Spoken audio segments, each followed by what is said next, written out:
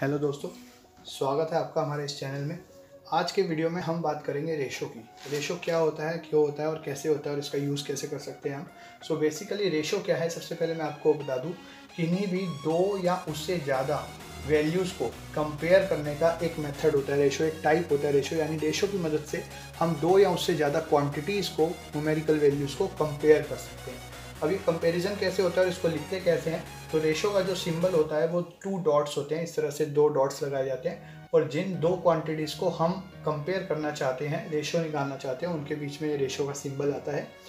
इसको हम जो है A रेशो B या फिर A/B भी पढ़ सकते हैं। तो जब हम A रेशो B लिखते हैं इस तरह से, तो ये A रेशो B या A/B होता है और ये जो है बेसिकली हम A और B को कंपेयर कर रहे हैं और इस फॉर्म में लिख के कंपेयर कर रहे हैं, इसलिए इस फॉर्म को हम रेशो का नाम दे देते हैं। अब इसका कंपैरिजन कैसे होता है वो समझ लेते हैं।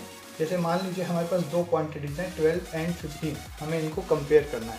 तो ये A है, ये B है। एक तरह से पहली वाली क्वांटिटी हमेशा B होती है, सेकंड A होती है, सेकंड वाली B होती है। तो फर्स्ट क्वांटिटी को हमेशा ऊपर रखना है और सेकंड क्वांटिटी को नीचे रखना है। इसके बाद इसको काट लीजिए मतलब इसको डिवाइड करना है सेम वैल्यू से। यहाँ पे ये दोनों 3 से डिवाइड हो जाएंगे, तो हम 3 से डिवाइड करेंगे, ये 4 पे, ये 5 पे। इसके बाद ये इसकी सिंपलेस्ट फॉर्म है, तो 4/5 और इसको फिर हम रेशो में लिखेंगे तो आंसर आ जाएगा 4/5। ये क्योंकि सिंपलेस्ट फॉर्म है। रेशो निकालते टाइम जब भी हम क्वेश्चन करते हैं तो पेपर में, एग्ज़ाम में हमें ये ध्यान रखना है कि हमेशा सिंपलेस्ट फॉर्म में ही हम रेशो निकालें, ताकि दोनों क्वान्टिटीज़ का जो रेशो है वो हमें आसानी से मिल जाए। एक और एग्जाम्पल देखते हैं इसी चीज़ का। मान लीजिए हमारे पास वैल्यू है 2 kg और रेशो में है 500 ग्राम्स। तो अब यहाँ पे आपको जो चीज़ नोट करनी है, जो चीज़ ध्यान रखनी है, वो ये रखनी है कि जब भी आप दो वैल्यूज़ को कंपेयर करें तो जो उनकी यूनिट होती है वो हमेशा सेम होनी चाहिए। यूनिट सेम होनी चाहिए। अगर यूनिट सेम नहीं है तो पहले उनकी यूनिट सेम बनानी पड़ेगी। जैसा आप यहाँ देख सकते हैं, एक वैल्यू kg में है, एक ग्राम्स में है, तो दोनों की यूनिट सेम बनानी पड़ेगी। और मेरे को जो है केजीज को ग्राम बनाना ज़्यादा आसान लगता है, तो हम ऐसा ही करेंगे। 2 kgs के 2000 ग्राम्स ऊपर, क्योंकि ये पहले लिखा था, और 500 ग्राम्स नीचे आ जाएंगे। अब ये हमारा फ्रैक्शनल फॉर्म में आ गया। अब हम इसको सिंप्लीफाई कर देंगे। 2 0 से 2 0 कैंसिल आउट कीजिए, ऊपर 20 नीचे 5, सिंप्लीफाई करेंगे 4/1 आ जाएगा। तो हमारा रेशो हो गया 4:1, 4:1। तो ये इस तरह से 2 kg का 500 ग्राम्स के साथ रेशो निकल गया। एक और चीज़ जो इसमें आपको ध्यान रखनी है वो है ऑर्डर। जैसा कि मैंने बोला, पहले वाली वैल्यू हमेशा ऊपर आती है।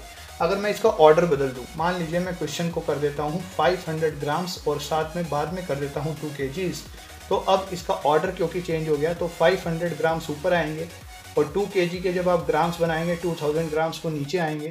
2 0 कैंसिल हुए, फिर से सिंप्लीफाई करा, अब की बार 1/4 आया। तो जो रेशो होगा, जो हमारा फाइनल आंसर होगा, वो 1:4 हो जाएगा। यानी अब की बार रेशो 1:4 हो गया। तो 2 kg और 500 ग्राम्स को अगर आप कंपेयर करते हैं तो वो 4:1 आता है। यानी ये जो पहली वैल्यू है दूसरी वैल्यू की 4 टाइम्स है। और अगर आप 500 ग्राम्स पहले लिख रहे हैं, 2 kg बाद में लिख रहे हैं, तो रेशो 1:4 आ रहा है। इसका मतलब पहली वाली वैल्यू 1 है, एक तरह से जितने भी 1 यूनिट मानेंगे तो दूसरी वैल्यू उसकी 4 टाइम्स हो जाती है। तो इस तरह से रेशोज़ निकालते टाइम हमें ये क्या क्या चीज़ें ध्यान रखनी है कि रेशो में ये 2 डॉट्स लगेंगे सिंबल के रूप में। ये कंपैरिजन का ही एक मेथड होता है। A रेशो B है तो A वैल्यू को ऊपर लिखते हैं और B वैल्यू को नीचे लिखते हैं फ्रैक्शन में, जब हम इसे सिंपलेस्ट फॉर्म में कन्वर्ट करना चाहते हैं तब। इसको कंपेयर करने के बाद सिंपलेस्ट फॉर्म में लाना जरूरी है और ये हमारा फाइनल आंसर होता है। जो पहली वैल्यू है वो हमेशा ऊपर आएगी, दूसरी वैल्यू हमेशा नीचे आएगी। अगर आप वैल्यूज़ को इंटरचेंज कर देंगे तो आपका रेशो भी अलग हो जाएगा और उसका वैल्यू भी डिफरेंट हो जाएगा। तो इस टॉपिक में, इस क्लास में इतना ही।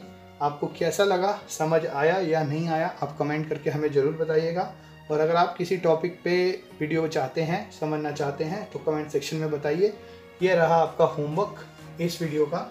अगर मुझे 6 मंथ्स का, 6 महीनों का रेशो निकालना है 2 ईयर्स के साथ, 2 साल के टाइम के साथ, तो क्या आंसर आना चाहिए इसका रेशो में, ये आप कमेंट करके बताइएगा। बाकी हमारे चैनल को, यूट्यूब चैनल को सब्सक्राइब कीजिए, लाइक कीजिए, शेयर कीजिए अपने फ्रेंड्स के साथ और इंस्टाग्राम पे हमें फॉलो कीजिए इसी तरह की और ट्रिक्स और कंसेप्ट्स की नॉलेज के लिए। Thank you.